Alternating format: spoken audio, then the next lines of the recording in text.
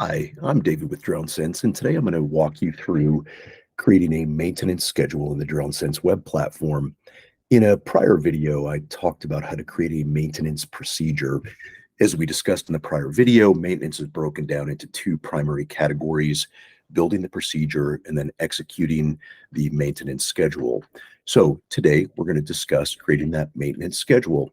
Once you're logged into your account at web.dronesense.com, go ahead and navigate to the maintenance page.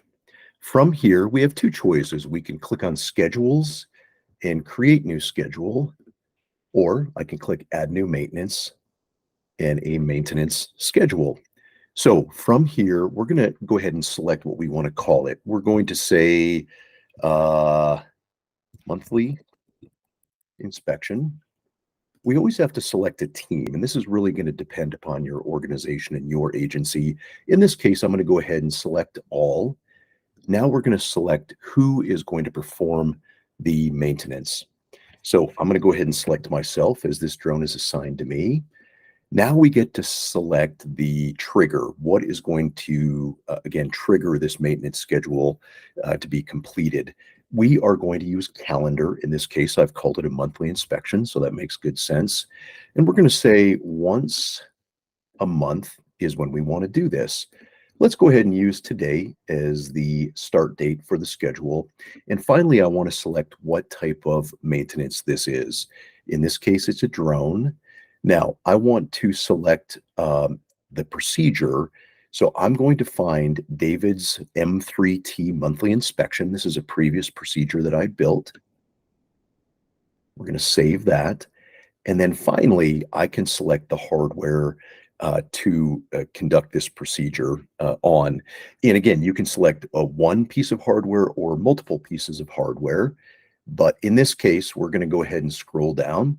This is a DroneSense training environment. So we have 139 drones here. So we're going to scroll down to one of my drones, Dave's Mavic 3T, and save. I'm going to click Save Maintenance. And right there, we have just built that maintenance schedule. So I want to show you how do we conduct the maintenance.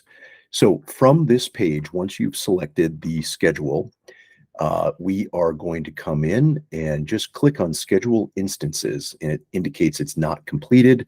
The due date is showing a month from today, and I can just click on that.